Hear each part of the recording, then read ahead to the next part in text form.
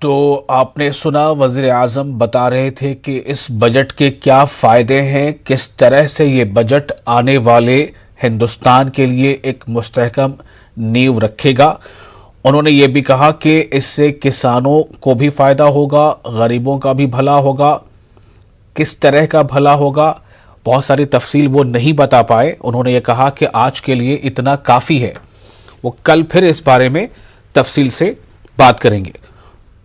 तो वज़ीर आज़म ने जो कुछ कहा है उसके बाद आपको हम बताते हैं कि आज जो पार्लियामेंट में बजट पेश किया गया, तकरीबन 90 मिनट तक का अपना जो खिताब था वज़ीर ख़जाना का, उन्होंने इस खिताब के बाद जो भी चीज़ें इसमें सामने रखी हैं, जिन मुद्दों पर इसमें ज़ोर दिया गया है, हालांकि इस पर कुछ सख्त एतराज़ात भी आ रहे हैं, इस पर इसके क्रिटिसिज्म भी आ रहे हैं, लेकिन हम आपको ये बताना चाहते हैं कि कांग्रेस पार्टी जो मरकज़ में हिज़्ब इख्तिलाफ है, उसके तरफ से क्या रद्द अमल है बजट 2022-23 पर, ये सुनते हैं।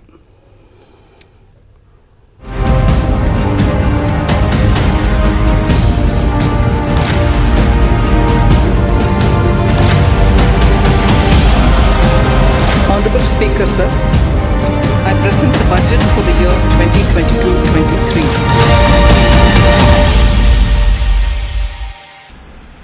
अमीरों के लिए, इसमें गरीबों के लिए कुछ भी नहीं है। और जो चीज पहले उन्होंने कही थी, फिर इसको दोबारा रिपीट किया है। खास करके मैं आपको बताऊंगा कि गरीबों के जो कार्यक्रम पहले थे हाउसिंग का, उन्होंने ये कहा था कि 4 करोड़ मकान हम 2022 तक बनाएंगे।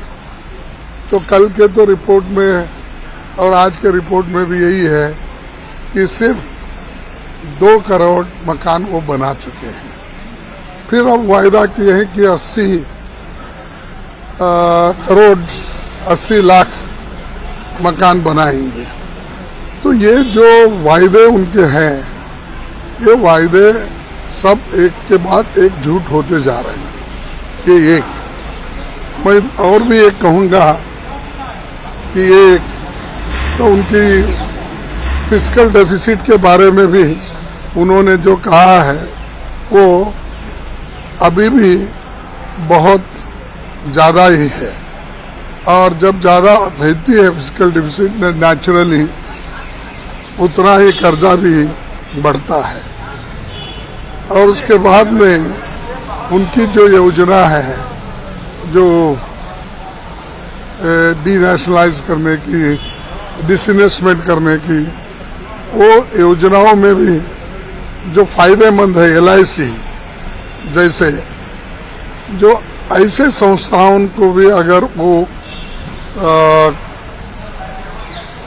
डीनेशनलाइज करके प्राइवेटाइजेशन करे तो एक तो एश्योर्ड जॉब चले जाएंगे, और दूसरे तरफ जो गरीबों को मिलने का जो रिजर्वेशन है, ये शेड्यूल कास्ट के लिए हो, शेड्यूल ट्राइब्स के लिए हो, बैकवर्ड क्लास के लिए हो, और फॉरवर्ड क्लास के कम्युनिटीज जो है जिनको 10% दिया गया है, वो नौकरी भी इसमें नहीं मिलेंगी। तो ये भी जो उन्होंने कहा है कि आहिस्ता आहिस्ता ये डिसइन्वेस्टमेंट करने का, ये भी गलत है। मैं यही कहूँगा कि गरीब की बजट ये नहीं है, और इस बजट से किसी को फायदा होने वाला नहीं है। जो पिछले की चीजें थे उसको रिपीट कर रहे हैं। इवन क्रिप्टो करेंसी का भी उन्होंने जिक्र किया, जिसके बारे में कोई कानून नहीं, कुछ नहीं, सलाह नहीं, मशवरा नहीं। ऐसे बहुत से चीजें उन्होंने की, वक्त आने पर वो बताएंगे।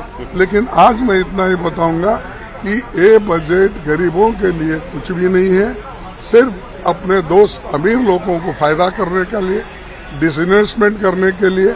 और इतने बड़े नियरली 40 लाख करोड़, 39 लाख करोड़ में अगर आप ठीक ढंग से लोगों की मदद अगर नहीं करेंगे तो ये बहुमत है, हम कुछ भी करेंगे तो चलेगा, ये जो एटीट्यूड है ये देश के लिए ठीक नहीं। पर जो उम्मीद थी कि इसमें कुछ राहत मिलेगी आम नागरिक को, गरीब लोगों को, और जो इनकम टैक्स देते हैं, टैक्स भरते हैं, उनके साथ न्याय नहीं हुआ। वो भी बहुत तकलीफ से गुजर रहे हैं। बढ़ती महंगाई से, इन्फ्लेशन से वो वर्ग प्रभावित हुआ है। ये अपेक्षा की जाती थी कि सरकार उनको राहत देगी। देश में असमानता, इनइक्वालिटी बढ़ रही है, बजट में उसको एड्रेस नहीं किया गया। बेरोजगारी चरम सीमा पर है और जो हमारा इनफॉर्मल इकोनॉमी है, जो छोटे छोटे कारोबार हैं, वो बहुत कष्ट से गुजरे हैं। लॉकडाउन्स रहे महामारी की वजह से, वहां पर भी कुछ राहत नहीं है। कि ना आम आदमी का बजट है, ना किसानों का बजट है, ना महिलाओं का बजट है, ना युवाओं का बजट है, ना बुजुर्गों का बजट है। ये बजट फिर से वही प्रूव करता है कि पॉलिसीज बगैर सोचे समझे ये सरकार करती है और कुछ लोगों का एजेंडा चलाती है। सबसे पहले क्रिप्टो को लेकर मैं एक चीज कहूंगी, और मैं बार बार कह रही थी कि एक तो रेगुलेटरी फ्रेमवर्क नहीं है, कोई क्लैरिटी नहीं है जो लोग इन्वेस्ट कर रहे हैं उसमें, और कोई टैक्सेशन स्ट्रक्चर नहीं है। उसको अभी आपने थ्रू 30% टैक्स आपने क्लैरिटी लाए हैं कि इसको आप एसेट क्लास ट्रीट करेंगे।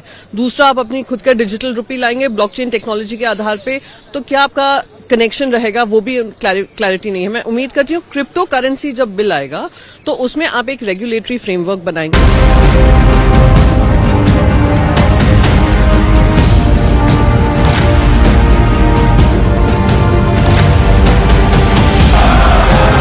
Honorable Speaker, sir, I present the budget for the year 2022-23.